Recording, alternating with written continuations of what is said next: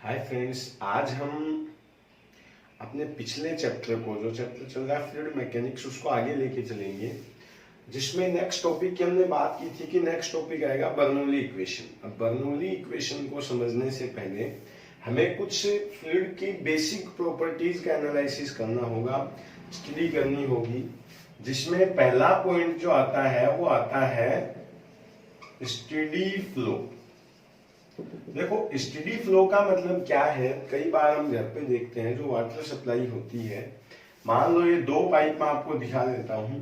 एक पाइप तो ऐसा है जिसमें वाटर फ्लो करता है कंटिन्यू आ रहा है वाटर, इसको तो बोलेंगे स्टेडी। स्टेडी का मतलब होता है कंटिन्यू, निरंतर। जबकि दूसरे में थोड़ी देर आता है, फिर थोड़ी एयर है, फिर आता है, फिर एयर है।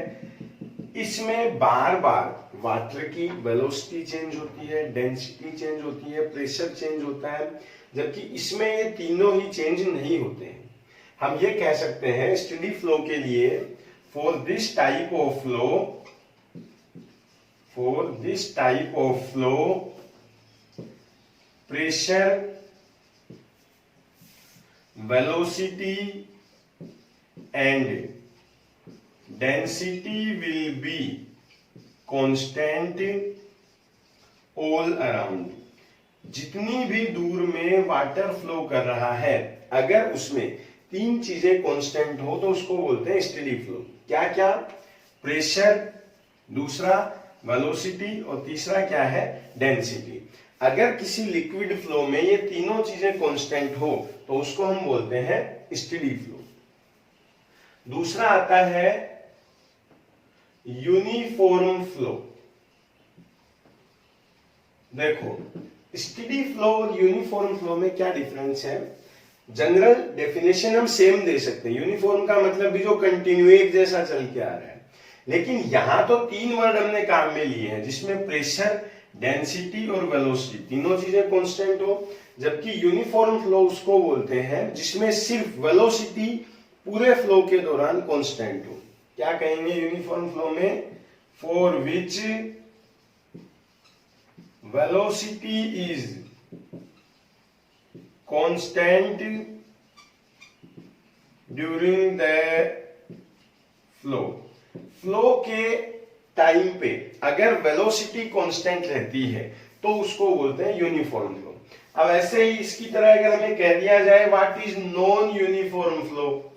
अब यूनिफॉर्म का मतलब क्या है? जिसमें वेलोसिटी कांस्टेंट है। तो नॉन यूनिफॉर्म का मतलब क्या हो जाएगा? जिसमें वेलोसिटी कांस्टेंट नहीं हो। ये है uniform, non uniform. Steady unsteady हो तो steady means in which pressure, velocity, density is constant. Unsteady means जिसमें ये तीनों कांस्टेंट नहीं हो। आगे हम चलते हैं। एक फ्लो आता है जिसको बोलते हैं टर्बुलेंट फ्लो। देखिए, कई बार क्या है, कुछ दिन पहले हमने न्यूज में सुना था कि मुंबई में अभी बाढ़ की हालत हो गई थी। एक तूफान आया था जिसका नाम कुछ शायद अम्फान वगैरह था, या उड़ीसा में आया होगा। उसमें क्या है, वाटर की स्पीड बहुत ज्यादा हो जाती है। बहुत हाई होने की वजह से वाटर जो है प्रेशर, डेंसिटी, वेलोसिटी, इन सब चीजों को फॉलो करना बंद कर देता है। अब जैसे हम मान सकते हैं, तीसरी चीज हमने क्या ली है? Turbulent flow. देखो, ये पानी है, यहां वाटर है कोई, ये मान लो सी पॉइंट है, नदी के किनारे हम खड़े हैं जहां बहुत सारा वाटर है।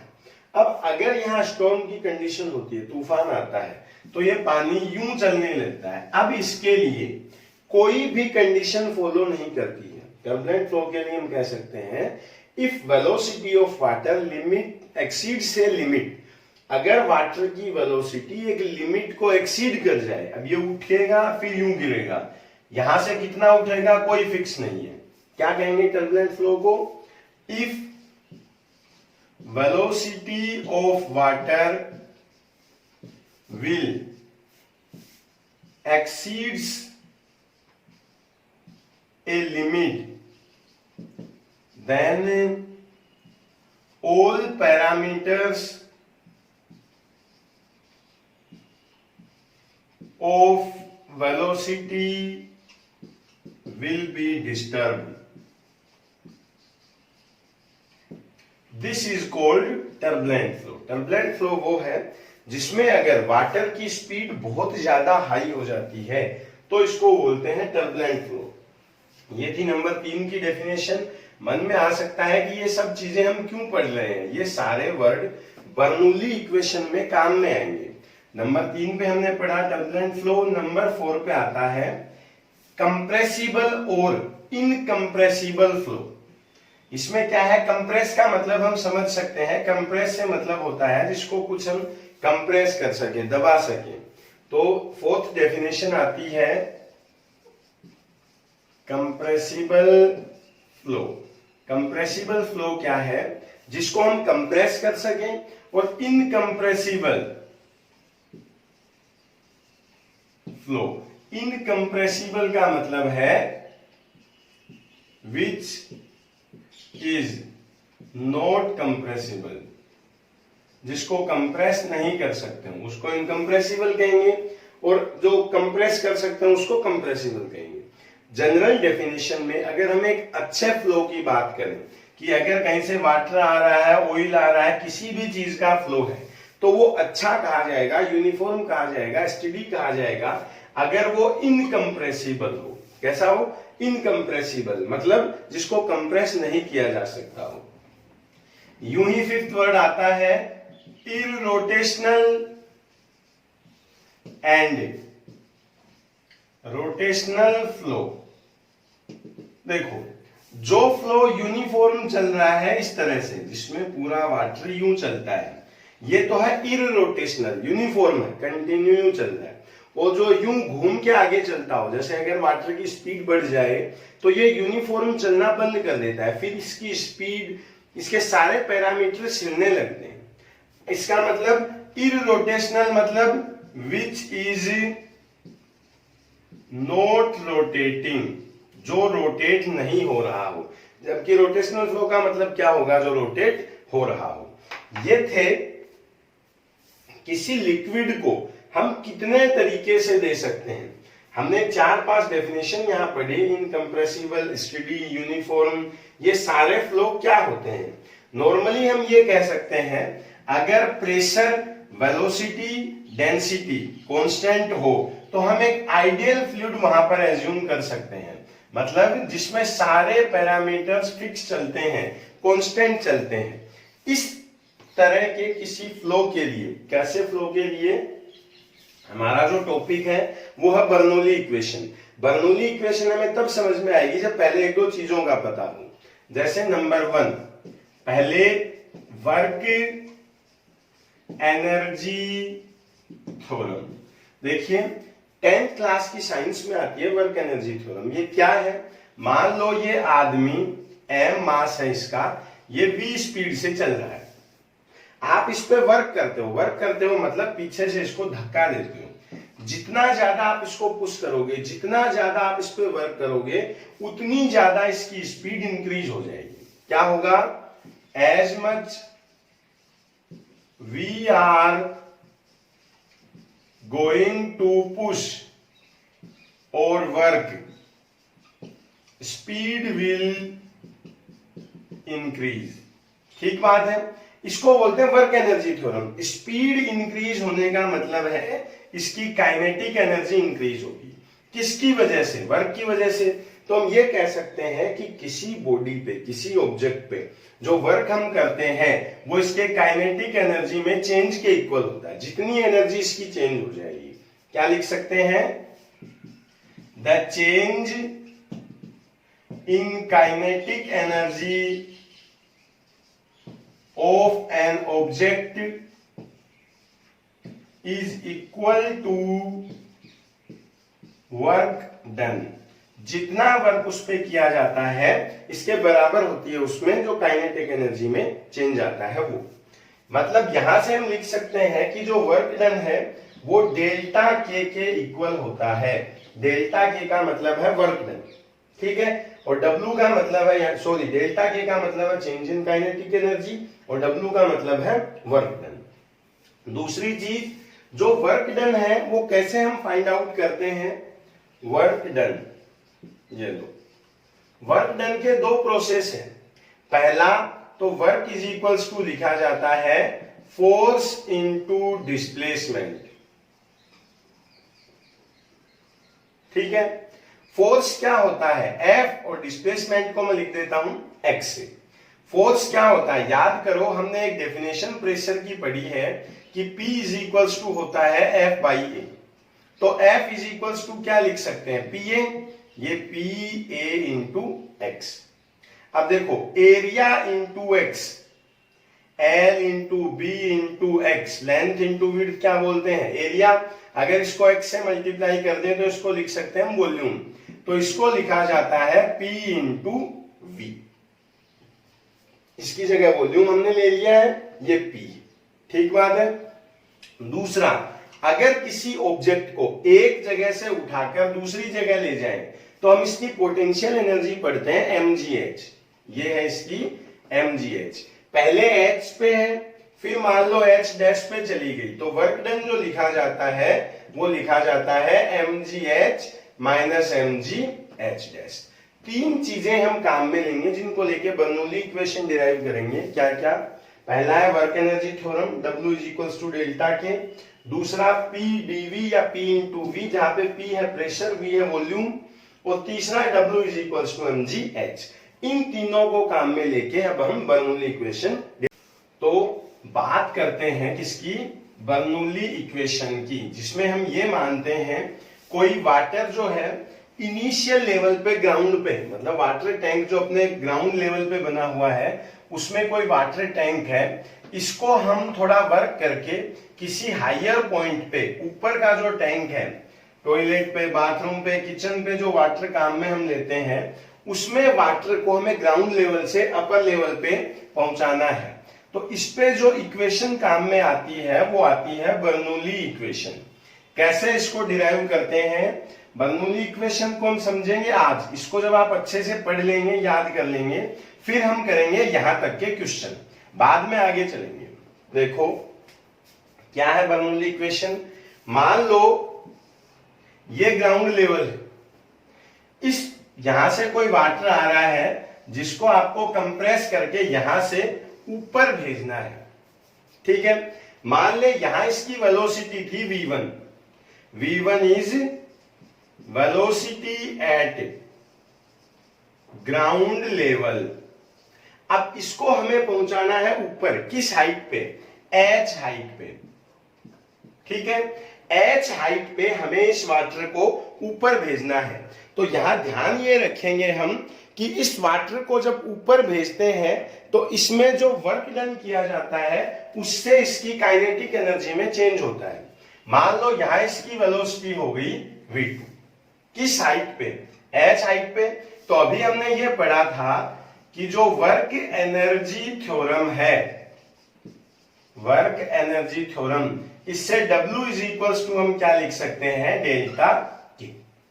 अब यहां मैं W और डेल्टा के को इक्वल करूंगा। देखो मान लो यहां से अगर m मास एंटर करता है तो काइनेटिक एनर्जी में चेंज लेते हैं half m, v1 square minus वहां होगा v2।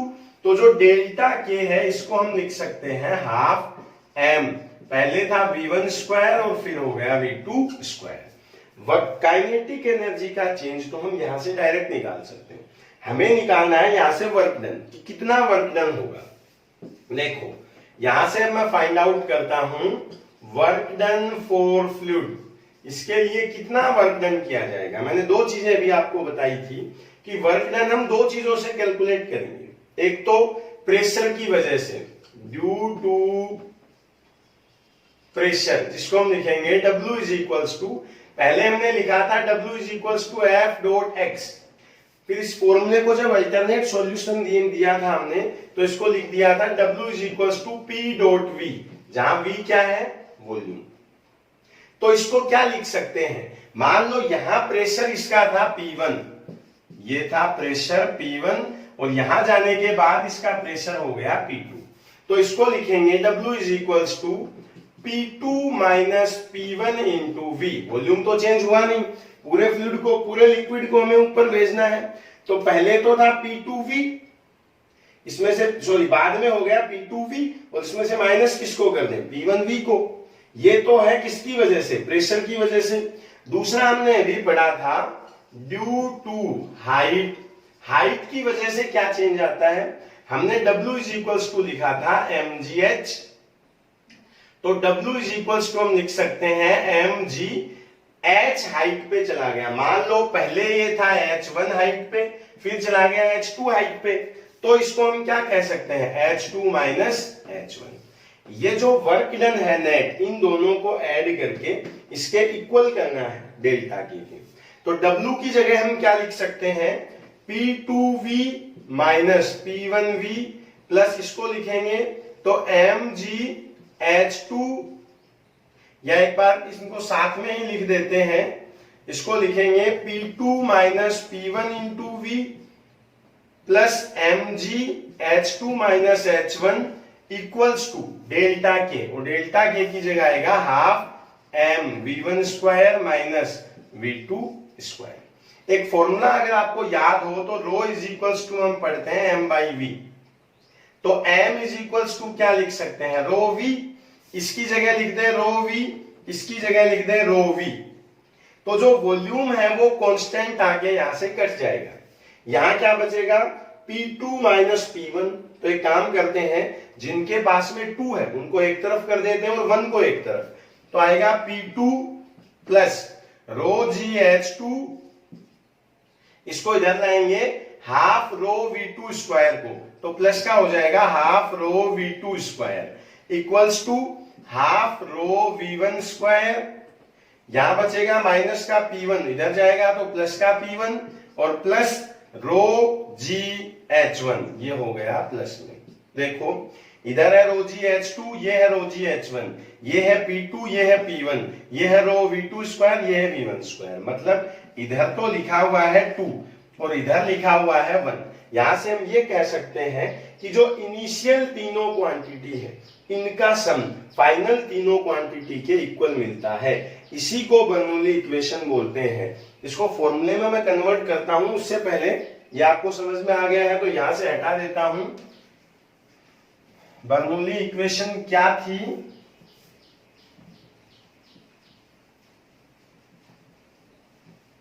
देखो इसको अब लिखेंगे P plus rho GH plus half rho V square plus rho GH is equals to constant. अगर रो G से डिवाइड कर दें तो इसको लिखा जाएगा P upon rho G plus V square upon 2G, rho तो कॉमन आ गया बाहर, G आ जाएगा नीचे, plus H is equals to constant. इसको बोलते हैं बर्नौली इक्वेशन। ये है प्रेशर एनर्जी, ये है काइनेटिक एनर्जी, ये है पोटेंशियल एनर्जी। तो बर्नौली इक्वेशन क्या है, किसी यूनिफॉर्म स्टेडी इनकंप्रेसिबल फ्लो के लिए टोटल एनर्जी हमेशा कांस्टेंट रहती है। आपको याद सिर्फ ये रखना है, कैसे आया मुझे लगता है आपको समझ में आ गया होगा, अच्छे से 2-3 बार इसको देख लें। इसका स्टेटमेंट मैं अब लिख देता हूं, बर्नौली इक्वेशन, इसका स्टेटमेंट लिखते हैं कि जो जो वर्ड हमने शुरू में पढ़े थे कि फ्लो में क्या क्या पैरामीटर हम देते हैं, कंप्रेसिबल इनकंप्रेसिबल, उन सबको यहां लिखेंगे। बर्नौली इक्वेशन ये क्या है, for a uniform steady state या steady flow, steady incompressible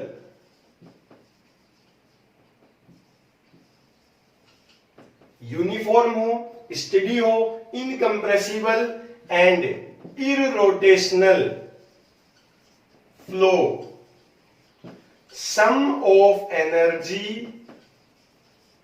is always constant। जो टोटल है इनका वो हमेशा कांस्टेंट रहेगा। In this energy we have to consider pressure energy, kinetic energy and potential energy. इन तीनों का सम जो है वो कांस्टेंट रहता है। मतलब अगर तीनों एनर्जी कैलकुलेट कर लें प्राइमरी और फाइनल पोजीशन में, तो इनका सम हमेशा इक्वल रहेगा। ये और चीज है कि ये किस पे बेस्ड है, एनर्जी पे। लेकिन यहां जो लिखे हुए हैं, यहां है सिर्फ एज, हाइट है, यहां हाइट के अलावा कुछ नहीं है, एनर्जी नहीं है। ये हम ये कह सकते हैं ये है प्रेशर हेड, ये है काइनेटिक हेड, और इसको बोल सकते हैं पोटेंशियल हेड या डेटम हेड। मतलब ये तीनों एनर्जी को शो नहीं करते हैं, ये प्रेशर के लिए है, ये काइनेटिक के लिए है, और ये पोटेंशियल के लिए है। याद रखेंगे वेलोसिटी कम होगी तो इसको बैलेंस करने के लिए प्रेशर हाई हो जाएगा, प्रेशर कम, ये वेलोसिटी हाई होगी तो प्रेशर कम, वेलोसिटी कम तो प्रेशर हाई। देखो कैसे ये किसी लिक्विड फ्लो को कंट्रोल करता है, ये स्टेटमेंट समझ गए। अगर आप इस इक्वेशन को याद रखते हैं तो बर्नौली इक्वेशन सिर्फ इसी पे बेस्ड है। जैसे कई बार क्वेश्चन आता है कि जब आंधी आती है, तूफान आता है, स्टॉर्म, तो घरों के ऊपर से कई बार जो छत होती है, टिन शेड होता है, वो उड़ जाता है। कैसे? मान लो ये घर है, ये टिन शेड है, जब यहां से स्टॉर्म आएगा, आंधी आएगी, तूफान आएगा, तो यहां जो वेलोसिटी ऑफ एयर है वो हो जाएगा कम, सॉरी बढ़ जाएगा, एयर की स्पीड ज्यादा होगी।